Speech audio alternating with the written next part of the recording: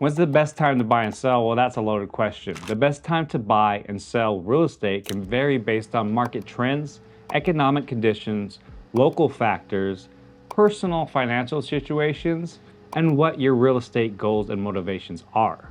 But there are general patterns that can guide your strategy. You see, the real estate markets have cycles. Buying during a down market can be advantageous as prices are lower and sellers might be more negotiable. At the same time, when the market favors sellers, low inventory, high demand, which we have seen the last few years, you can often sell faster and for a higher price. So when is the right time to purchase?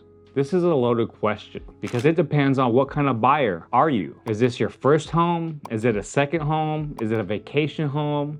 Are you trying to invest? And if so, what are your investment goals and strategies? Are you a buy and flip, which would be moderately short-term investment? Or are you a buy and hold? And what kind of buy and hold are you? Is it a long-term rentals or is it short-term rentals or STRs? Or in between, like executive rentals? These are the questions you must ask yourself and answer before you can come up with a plan of action to know if it's a great time to buy or sell. So I get this question all the time. And the best answer I have as a real estate professional, the best time to buy was 5 years ago. This has been true throughout my lifetime, maybe except for 2008. But even then, it was true if you were able to trust the process and the historical statistics of the real estate market. You say. Well, let's look at the numbers, because numbers don't lie. The average price for a home in February 2019 was $308,874, and the average price for homes now is $494,464. Like I said, numbers don't lie. So if you would have bought 5 years ago, you've been sent pretty. For all you negative Nancys out there with the market's too inflated, it has to come down or crash. Okay. Show me the crystal ball you have that predicting this, or better yet, show me the data that implicates this. And I will show you oceanfront property you can buy right now here in Las Vegas. Yeah, think about it. Let me share a little of my experience with you when the market did take a turn for the worst that I've seen in my lifetime in 2008. This was due to non-regulated variables and conditions that will never happen again like that, due to regulations being implemented. Now, I'm not saying that the market will never take a downturn again, because I do not have a crystal ball and I cannot tell the future. But what I can do is look at the historical data and make an educated guess from the numbers. Now in 2008, when the market took a turn, I had 3 properties. 2 were single family residences and 1 was a condo that I used for my primary residence. The other 2 I rented out. Now, if I would have listened to my trusted realtor at the time, shout out to John Bai and Associates up there in Washington State. They're the best in the business up there. Kudos to you. And I look forward to getting that referral one of these days. If I would have listened and rented out my properties and just paid a little bit of difference between the mortgage and what the current rent was at the time, I would have accumulated massive equity in all my properties. Now, if you're wondering why the rent was less than my mortgage, it's because back then the market took a dump. And with the prices of homes going down, rent went down. It was only a couple $100, which I could have afforded back then at the time, but me being me, you couldn't tell me anything at the time. Now, when I got back into this business, I did the math on just one of my properties because I couldn't stomach doing all 3 of them. So let's look at the property and what I would have accumulated if I just listened to my real estate advisor, instead of trying to save a couple of bucks in the present and short term. I wasn't thinking about long term. So this was my first home I purchased. Remarkably, I still remember the address like it was yesterday. So it was easy to find on homes.com, because homes.com is a good home buying site. Unlike the others, if you're using Zillow, Redfin, or other ones like that, I kind of feel bad for you. You should probably call a real estate professional. Currently, the home is worth $715K, and I purchased it in 2006 for $260,000. I was a first-time buyer, so I went through the first-time buyer program in which you had to take a class to qualify. They still have many first-time buyer programs today. If you're curious about those, please reach out. So in 2006, the interest rates were around 7%. And for all you people crying about high interest rates, do yourself a favor and take a look at the history of interest rates within this country from like the 1980s. And you'll see that the interest rates were in the teens. If you're waiting to buy for interest rates to go back down to the 3 and 4%, we'll have fun paying rent, which is 100% interest for the rest of your life. Because in my professional opinion and my lifetime experience, I doubt we will see those kind of rates again. But I don't have a crystal ball. So let's painstakingly do the math on the home I let go. I didn't sell it because it was a bit underwater. I didn't rent it out due to the rents being a little less than what the mortgage currently was. At the time, my mortgage was $1,691.54 a month. If I would have just kept it, it's been what, 18 years now? Jeez. If we look at the amortization schedule, I would have owed $166,377 to the bank on the home today. With its price at $715,000, well, I'll let you do the math on that, on the equity. But that wouldn't have been the case because you know how home prices rise, so do rents. Currently, I could find only one home on homes.com for rent in the market in the area that was like kind to my home that I had. And it was being rented for a little over $3,000, $3,150 a month. So in reality, my make-believe scenario of me keeping the home that I purchased in 2006, my renters would have paid off the home completely prior to today's market trends. And that rent would have been 100% profit. I would have most likely used the home equity in the home to buy 2 or 3 homes when the rates were 3%, because that's what everybody was doing. All the investors, everybody that I knew. If you don't know me yet, allow me to introduce myself. I'm Shane Judge, a real estate advisor, your go-to for all things real estate. I specialize in helping people like you relocate, buy, sell, and invest in the vibrant Las Vegas and Henderson market. So if you've got your eyes set on the greater Las Vegas area, don't hesitate to get in touch with me using the contact details in the description below. While you're here, go ahead and smash that like button, hit subscribe, and don't forget to ring that notification bell so you never miss out on one of these great education videos that I drop every week.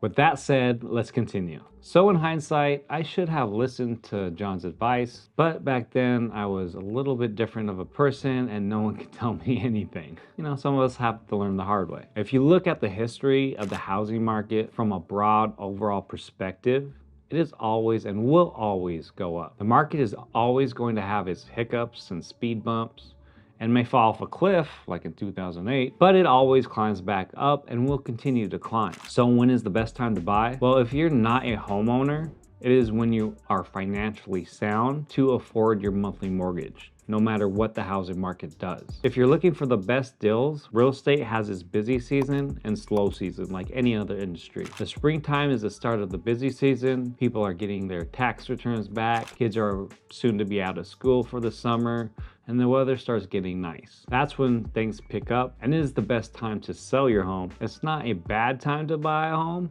Usually there is more inventory during the spring that's come out, and if you pay attention to the market, we are very low on inventory. Just keep that in mind. There will be more competition, which in turn makes it harder for sellers to lower offers. So the best time to buy would be the winter and the start of the new year. From October to February, usually, there are fewer buyers in the market, and homes tend to sit on the market a little bit longer because of supply and demand, fewer buyers. They sit a little bit longer. Depending on the condition of the market trends, this is true for new construction as well. When spring hits, we see buyer incentives decrease or go away entirely. Then in the fall and winter, they come back every time. But keep in mind, these are for spec homes only, sitting inventory that the builders want to get off their books at the end of the year, and there are many variables that go into getting the best deals as well, such as, is the community close to being finished, how many spec homes they have on the market, how long they've sat, what are the market trends, what are the interest rates, just to name a few. Let me ask you a question. What's your experience with buying and selling real estate? Which part of the year did you buy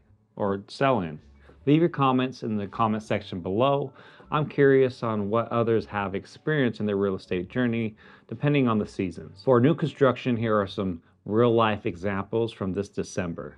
I was blessed enough to help buyers get into 4 new construction homes this December. The first was listed at $506,200, but we were able to get the client's purchase price down to $420,000. This was in North Las Vegas at a 55+ community. The second was in West Summerlin, the new community everybody's raving about. They were asking at the original price $662,503 for a spec home.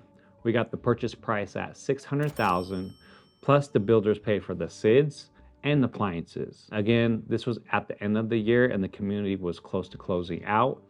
They only had 5 spec homes left within the community to sell. The next 2 were in Cadence, with the first home's original price being $677,259, and they had an end of the year advertised special going on that brought the price down to $635,950 for the quick move-in spec home. This was not finished, it was being built. I was able to get the final price down to $620,000. I was only able to negotiate $15,950 off the purchase price. This was due to the demand for these homes, and it wasn't standing inventory. It was in the early stages of the construction process. Now, if it was standing inventory, I'm sure we could have negotiated a lower price. Now, the second home in Cadence, again, was an end of the year sale going on.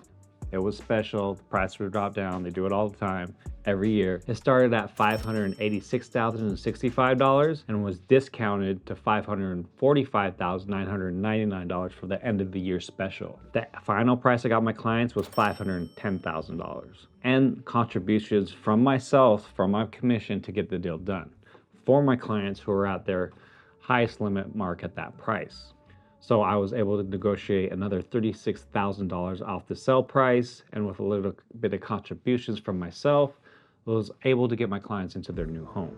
Now, during this month, I also had 2 more clients that were this close to buy new construction, but they didn't because some of the builders wouldn't negotiate with the buyers. There's too much demand for it, and they were just willing to offer the incentives they had going on, which weren't that great. They were the top builders in the country as far as volume. This was KB Homes and Lennar Homes. Yes, I'm calling them out. They would not budge on any further discounts other than their incentives that they featured.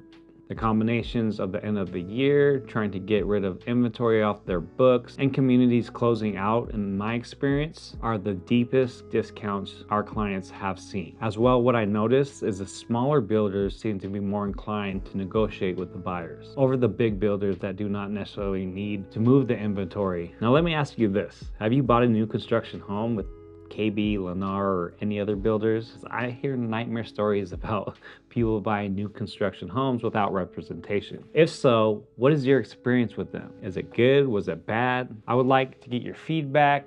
As well, I'm sure some of my viewers would like to see in the comments. Now, this year is picking up fast, especially compared to last year when the Fed raised rates from the historical lows and everyone was freaking out like 6% interest was the end of the world. Little do they know.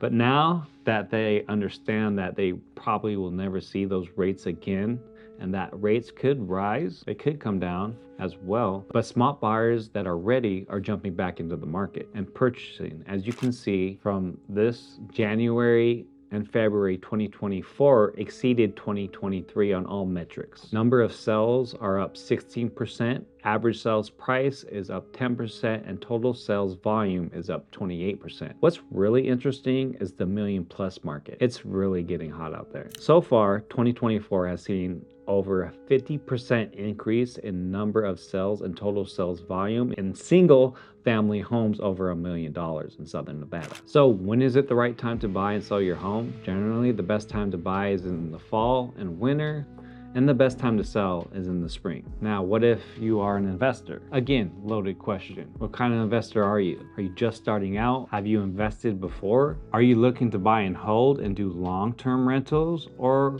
you the get rich quick type, want to buy and flip and or buy and do short-term rentals? Are you doing a 1031 exchange, or do you want to buy land and build? There are so many nuances that go into each different types of investments that I would need to have a personal consultation with an investor in order to do a complete analysis of the situation and the market to see if it would work for them and what kind of investment would work for them. So if you are an investor, kindly reach out, because a broad video on general investments in real estate isn't going to cut it. And it may be misleading depending on what kind of investor you are. That is it for this video. I hope you got some value from this. And if you did, kindly like and subscribe to my channel. And if you think you know someone that could benefit from this knowledge, kindly share it with them. I appreciate all of you who watch my videos. Let me know what you'd like to learn about, and I would be more than happy to make those videos on the subject. As always, stay curious, keep exploring, and thank you all for watching.